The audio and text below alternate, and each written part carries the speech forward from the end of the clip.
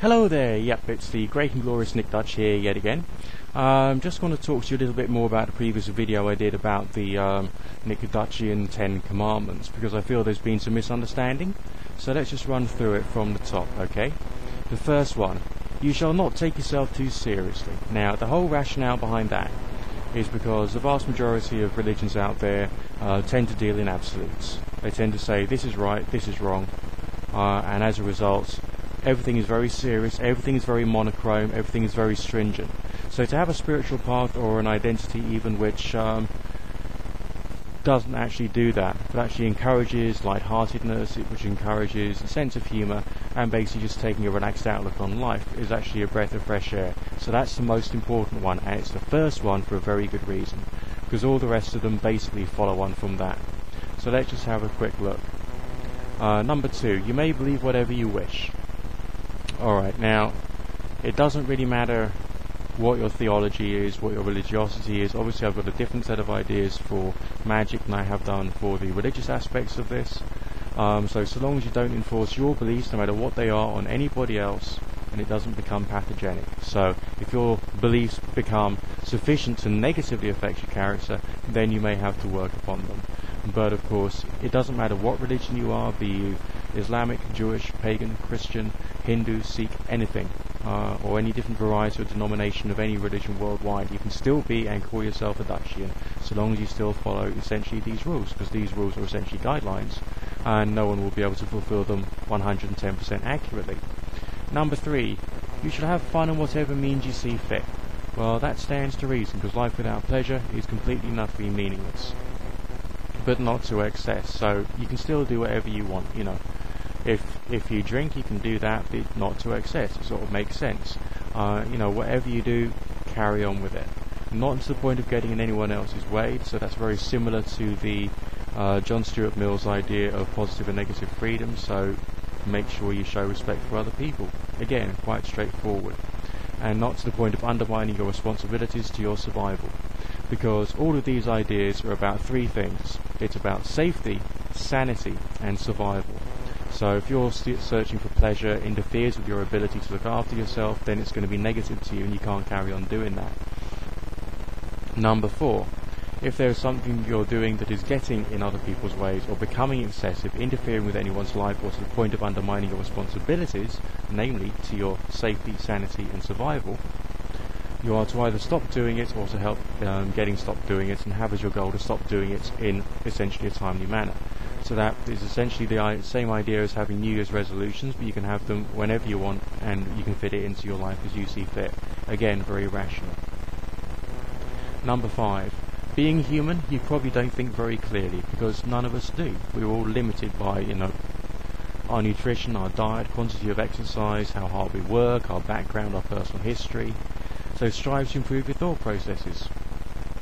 Again, you know, just read stuff, learn stuff, find out more, especially the study of argumentation, logical fallacies and reasoning, so essentially you can actually think for yourself very clearly and easily.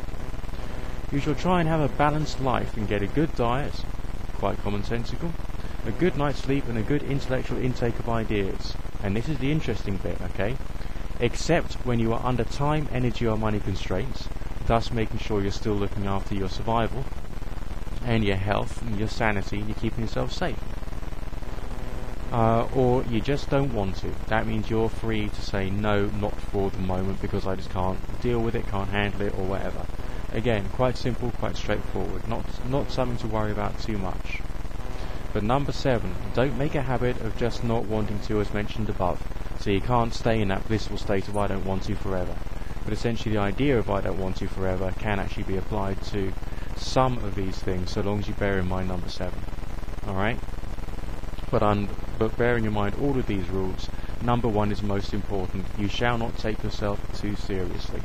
Now that doesn't mean to say that you can walk around with a red nose on your face and dance like a city biddy, because that's not socially acceptable. Alright, number 8. All sexual activity is permitted so long as rule 2, 3 and 9 remain unbroken and the sexual act is consensual and out of public gaze. Again, very commonsensual, so there's no prejudice against heterosexuality, homosexuality or any other variety of sexual activity, so long as it's done appropriately. So that's again fine. Now, number 9 is the one that everyone's had some difficulty with. You shall not break the written or unwritten laws of society. Try and fit in. Now, the reason that that's written there is because there is an extreme that anyone can go to. Those who do not properly fit in with society, they're locked up in mental homes, they're locked up in prison cells or police cells, and those are the true nonconformists. So essentially, the phrase try and fit in means don't do anything that can get yourself locked up, either for your behaviour, for your speech, through any actions that you do, to try and make sure that you're doing okay. But always remember, rule number 1 still applies. You shall not take yourself too seriously. So there are some occasions when you can go against that, and you don't have to fit in. But you've got to work out when that's right and when that's wrong. And that then goes back to number 5, namely the study of argumentation, logical fallacies and reasoning, so you can work out precisely when it's the right time to do something silly and otherwise inappropriate. So it's a question of using your mind rather than just following your desires, let's say. Alright?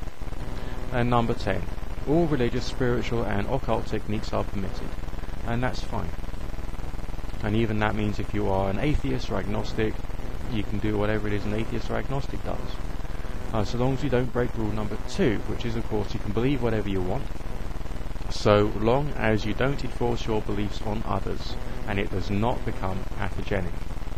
Alright, so if your belief in aliens gets out of control, for instance, and you start believing that you can't actually leave the house, then it's become pathogenic and something needs to be done. So essentially then you'll be breaking rule number 2, and as such you'll need to find a way of bringing yourself back in line.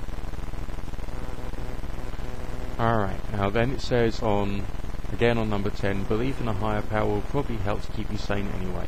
And that means that it's actually a good idea to do forms of supernatural activity, prayer, meditation and all the rest, so long as you don't drive yourself bonkers. So again, very commonsensical.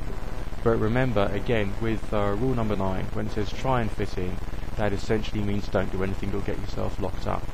So it's up to you to decide whether you're a Dutchian or whether you aren't a Dutchian.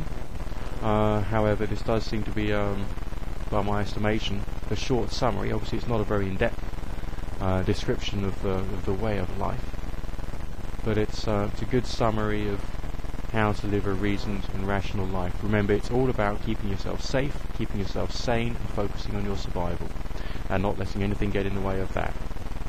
Because, I found that a lot of religious groups, a lot of religious ideas, it's much more to do with you've got to do as you're told, even if it's against your survival, because that shows your dedication.